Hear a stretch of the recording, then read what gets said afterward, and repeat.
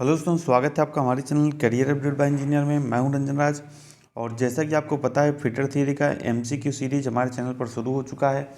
उसी के अंतर्गत आज हमारा तीसरा लेक्चर है। इसके पहले 2 लेक्चर्स हमारे हो चुके हैं, जहां पर हम लोग 50 क्वेश्चंस को डिस्कस कर चुके हैं। अगर आपने उन वीडियोस को नहीं देखा तो लिंक आपको डिस्क्रिप्शन बॉक्स में मिल जाएगा, आप जाके देख लीजिएगा। ठीक है, तो आज का वीडियो करते हैं। वीडियो शुरू करने से पहले आपको एक इन्फॉर्मेशन और दे दूं कि फिटर थियरी का जो फुल कोर्स है वो हमारे चैनल पर कराया जा चुका है। 50 लेक्चर्स का कोर्स है, 45 प्लस घंटे का ये जो फुल कोर्स है कराया गया है। तो इस थियरी के कोर्स को अगर आप कंप्लीट कर लेते हैं तो आप किसी भी एग्ज़ाम को क्वालिफाई कर सकते हैं। ठीक है, तो इसका लिंक भी, जो पूरा कोर्स है इसका लिंक भी मैं आपको डिस्क्रिप्शन बॉक्स में दे दूंगा, वहाँ से जाके अपन क्लासेस को वॉच कर सकते हैं। अब देखिए, आज का हमारा जो पहला क्वेश्चन है और क्वेश्चन नंबर है हमारा 51। इसमें आपसे पूछा है कि आपको जो ये फाइल दिखाई गई है, यानी कि जो रेतियाँ दिखाई गई हैं, इनका क्या नाम है। तो इसका नाम है रिफलर फाइल, यानी कि रिफलर रेती। ठीक है, तो ऑप्शन नंबर बी आपका यहाँ पे सही हो जाएगा। नेक्स्ट क्वेश्चन की तरफ बढ़ते हैं। नेक्स्ट क्वेश्चन देखिए, वाइस से है। इसमें पूछा है कि what is the name of vice, यानी कि आपको चित्र में जो वाइस दिखाया गया है, इस वाइस को क्या बोलते हैं। तो इस वाइस को हम लोग बोलते हैं पिन वाइस। ठीक है, तो ऑप्शन नंबर ए आपका यहाँ पे सही हो जाएगा। दूसरा चीज़ आपका इस वाइस से प्रश्न पूछता है कि इस वाइस का उपयोग जो है कहाँ पर किया जाता है। तो जो बहुत ही छोटे औजार पकड़ने के लिए, बहुत ही छोटी चीज़ों को पकड़ने के लिए पिन वाइस का उपयोग किया जाता है। मैक्सिमली आप देखेंगे घड़ी की जो शॉप होती है, वहाँ पर जो कारीगर होता है वो पिन वाइस का उपयोग करता है, क्योंकि घड़ी के जो कल पुर्जे होते हैं क्या होते हैं, बहुत ज़्यादा छोटे छोटे होते हैं, तो उनको पकड़ने के लिए पिन वाइस का उपयोग वो करता है। नेक्स्ट क्वेश्चन की तरफ बढ़ते हैं। नेक्स्ट क्वेश्चन है क्वेश्चन नंबर 53। इसमें आपसे पूछा है which grinding machine is used for heavy duty work. Heavy duty work के लिए किस ग्राइंडिंग मशीन का उपयोग किया जाता है। तो इसके लिए उपयोग किया जाता है पेडेस्टल ग्राइंडर का। ठीक है, यानी कि ऑप्शन नंबर सी आपका यहाँ पे सही हो जाएगा। नेक्स्ट क्वेश्चन की तरफ बढ़ते हैं। नेक्स्ट क्वेश्चन आपसे पूछा है कि which chisel is used for separating materials after chain drilling. ठीक है, यानी कि चैन ड्रिलिंग के बाद मटेरियल को अलग करने के लिए किस छेनी का उपयोग किया जाता है। तो उपयोग किया जाता है वेब छेनी का, यानी कि ऑप्शन नंबर ए आपका यहाँ पे सही हो जाएगा। चलिए बढ़ते हैं नेक्स्ट क्वेश्चन की तरफ। नेक्स्ट क्वेश्चन है हमारा क्वेश्चन नंबर 55। नेक्स्ट क्वेश्चन है हमारा क्वेश्चन नंबर 55। इसमें आपसे पूछा है कि which file is used for sharpening the teeth of woodworking saw, यानी कि लकड़ी पर जो काम करने वाली आरी होती है, जिसे हम लोग कारपेंटर सा बोल सकते हैं, यानी कि जो बढ़ई होता है जिस आरी का उपयोग करता है, उसको तेज करने के लिए, उसके दांतों को तेज करने के लिए किस फाइल का उपयोग यहाँ पे किया जाता है। तो कौन सा ऑप्शन सही हो जाएगा। तो ऑप्शन नंबर आपका यहाँ पे सी सही हो जाएगा। मिल सा फाइल का उपयोग जो है यहाँ पर किया जाता है। नेक्स्ट क्वेश्चन की तरफ बढ़ते हैं। नेक्स्ट क्वेश्चन हमारा क्वेश्चन नंबर 56।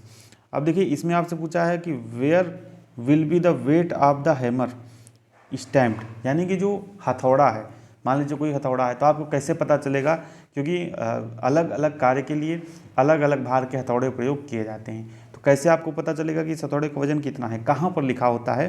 तो वो लिखा होता है चीक पर, यानी कि ऑप्शन नंबर आपका सी यहाँ पर सही हो जाएगा। अब देखिए, ये भी प्रश्न पूछता है कि हथौड़े का जो स्पेसिफिकेशन है वो कैसे किया जाता है। तो वो उसके जो भार के आधार पर क्या किया जाता है, भार के आधार पर किया जाता है। ठीक है, नेक्स्ट क्वेश्चन की तरफ बढ़ते हैं। नेक्स्ट क्वेश्चन है हमारा क्वेश्चन नंबर 57। बहुत ही अच्छा क्वेश्चन है, जिस बंदे ने अच्छे से टॉपिक्स को पढ़ा है वही इस क्वेश्चन को कर पाएगा। अब देखिए, what will be the effect if the clearance angle of chisel is less than recommended angle while chipping. मान लीजिए आप छेनी से किसी सरफेस पर क्या कर रहे हैं, चिपिंग का कार्य कर रहे हैं। मैंने आपको पिछले लेक्चर में क्या बताया था, क्लियरेंस एंगल बताया था कि मान लीजिए छेनी की ये एज है और जो जॉब है उसके बीच में जो कोण बनता है, इसी को हम लोग क्या बोलते हैं, क्लियरेंस एंगल। अब देखिए क्या कह रहा है कि clearance angle of chisel is less than recommended angle, यानी कि जो चीजल का एंगल है, मान लीजिए इसका कोई एंगल फिक्स है, हमने क्या कर दिया, इस एंगल को कम कर दिया, लेस कर दिया, तो क्या होगा। तो भैया अगर बहुत ही ज़्यादा इस एंगल को, क्लियरेंस एंगल को बहुत ही कम कर देंगे तो चीजल क्या होगा, कटिंग नहीं करेगा, कटिंग करने की जगह इस सरफेस पर फिसल जाएगा। आप खुद ही करके देखिए ना कि अगर आप इसको ज़्यादा एंगल को बढ़ा देंगे तो चीजल क्या होगा, सतह में गड्ढा करेगा, लेकिन अगर इस एंगल को बहुत ज़्यादा कम कर देंगे तो चीजल क्या होगा, कटिंग करने के बजाय इस सतह पर फिसल जाएगा, कटिंग कर ही नहीं पाएगा। तो यही प्रश्न आपसे पूछा है, तो ऑप्शन नंबर ए में देखिए, cutting edge can not penetrate, यानी कि कटिंग एज अंदर नहीं जा पाएगा, चीजल विल स्लिप, चीजल क्या हो जाएगा, फिसल जाएगा। तो ऑप्शन नंबर ए आपका यहाँ पे सही हो जाएगा। नेक्स्ट क्वेश्चन की तरफ बढ़ते हैं। नेक्स्ट क्वेश्चन है क्वेश्चन नंबर 58। इसमें आपसे पूछा है कि name of the property of metal to resist the effect of tensile forces without rupture, यानी कि बिना टूटे टेंसाइल फोर्स को क्या करना, रजिस्ट करना, टूटे बिना तन्यता बलों के प्रभाव का विरोध करने वाली जो धातु की प्रॉपर्टी है उसका क्या नाम है, तो उसका नाम होता है भैया टेनेसिटी, यानी कि ऑप्शन नंबर बी आपका यहाँ पे सही हो जाएगा। नेक्स्ट क्वेश्चन की तरफ बढ़ते हैं। नेक्स्ट क्वेश्चन हमारा क्वेश्चन नंबर 59, ठीक है।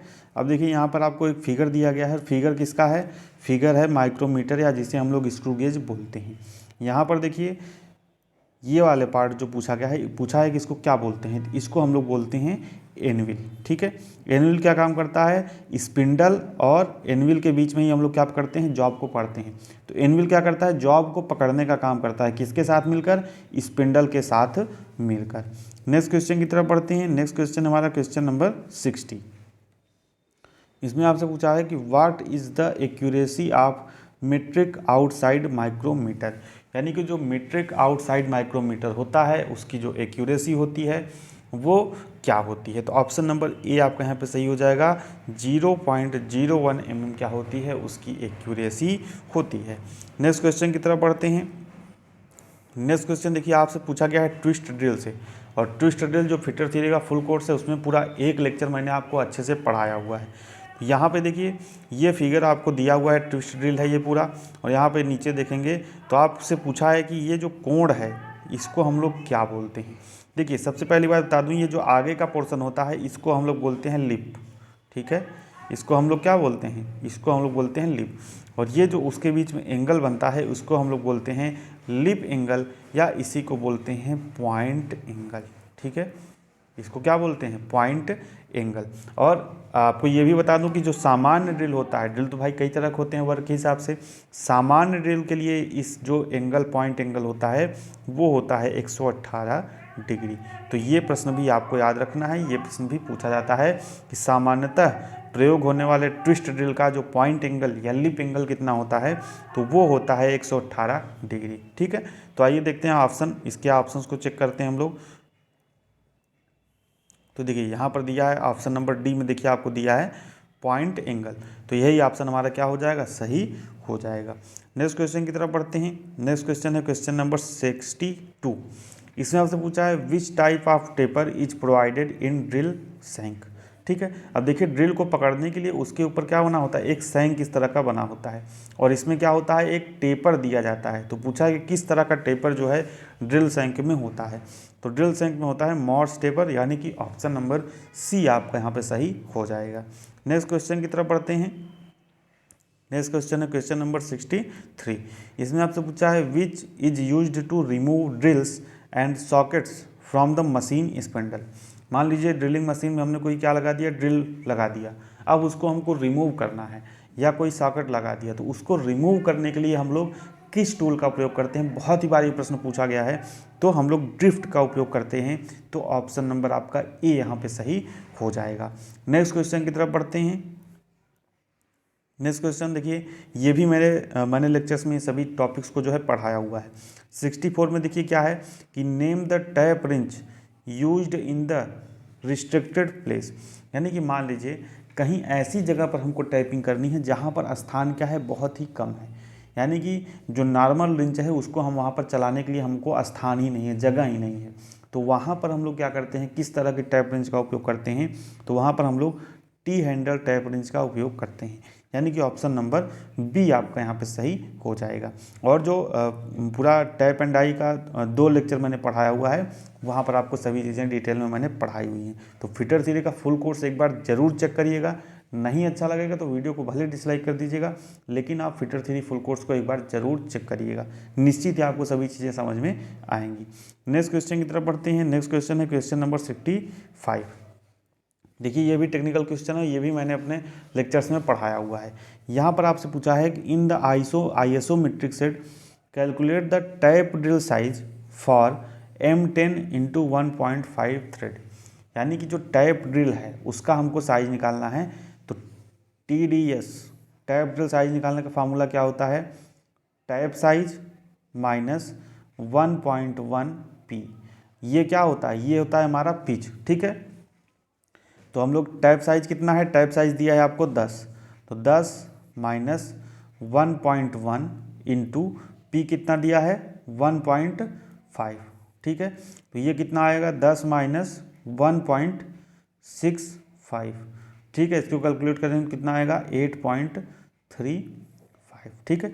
तो कोई ऑप्शन नहीं है 8.35 का, तो देखिए इसके पास ऑप्शन 8.2 है, तो हम क्या कर देंगे, इसी को करेक्ट कर देंगे। अगर 8.35 का ऑप्शन होता तो हम लोग क्या कर देते, इसको करेक्ट कर देते।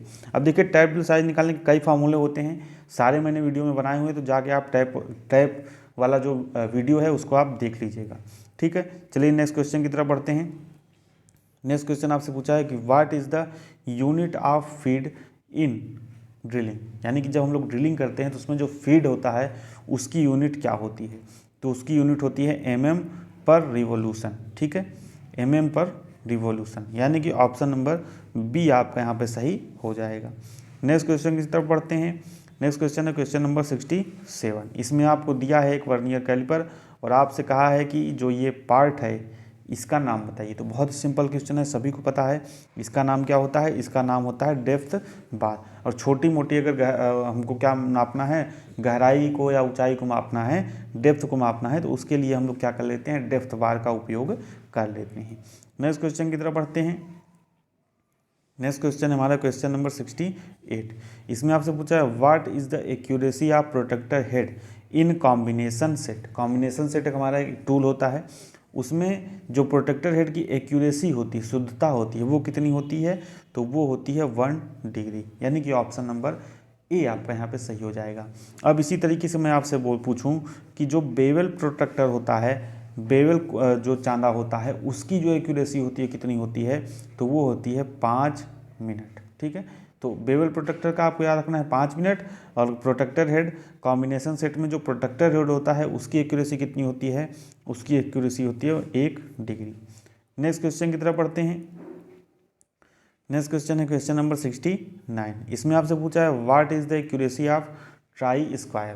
यानी कि जो ट्राई स्क्वायर होता है उसकी जो एक्यूरेसी होती है वो कितनी होती है, तो ऑप्शन नंबर आपका सी यहाँ पे सही हो जाएगा, 0.002 mm पर 10 mm। यानी कि पर 10 mm पर जो उसकी एक्यूरेसी होती है वो कितनी होती है, 0.002 mm, ठीक है। नेक्स्ट क्वेश्चन की तरफ बढ़ते हैं। नेक्स्ट क्वेश्चन है क्वेश्चन नंबर 70। इसमें आपसे पूछा है निशान दिखाने के लिए किस पंच का उपयोग किया जाता है। यानी कि which punch is used for witness marks. तो इसके लिए हम लोग डॉट पंच का उपयोग करते हैं। तो आइए देखते हैं कौन से ऑप्शन में दिया हुआ है डॉट पंच। तो पहले ऑप्शन में देखिए यहाँ पर दिया हुआ है डॉट पंच, तो कौन सा ऑप्शन यहाँ पे सही हो जाएगा, ऑप्शन नंबर ए आपका यहाँ पे सही हो जाएगा। नेक्स्ट क्वेश्चन की तरफ बढ़ते हैं। इसमें आपसे पूछा है what is the name of the caliper having one leg with adjustable divider point and other leg is bent, ठीक है। तो ये देखिए इस तरह का कुछ हमारा जो कैलिपर होता है, इस तरीके का यहाँ पर एक डिवाइडर पॉइंट होता है, और इसकी जो दूसरी लेग होती है यानी कि जो दूसरा पैर होता है क्या होता है, इस तरीके से कुछ क्या होता है, बेंट होता है। तो इस कैलिपर को हम लोग क्या बोलते हैं, तो इस कैलिपर को हम लोग बोलते हैं जेनी कैलिपर, और इसी को हम लोग बोलते हैं ऑड लेग कैलिपर, और इसी को हम लोग बोलते हैं हर्माफ्रोडाइट कैलिपर। अब ऑड लेग कैलिपर क्या, यानी कि जिसकी दोनों मतलब क्या हो, असमान हो दोनों लेग। तो देखिए एक लेग यहाँ पे बड़ा होता है जिसमें डिवाइडर लगा होता है, और एक लेग यहाँ पर ऐसे मुड़ा हुआ होता है। तो इसी कैलिपर को 3 नामों से जाना जाता है, तीनों मैंने आपको बता दिया, जेनी कैलिपर, हर्माफ्रोडाइट कैलिपर और odd leg caliper. Next question की तरफ बढ़ते हैं। नेक्स्ट क्वेश्चन है क्वेश्चन नंबर 72।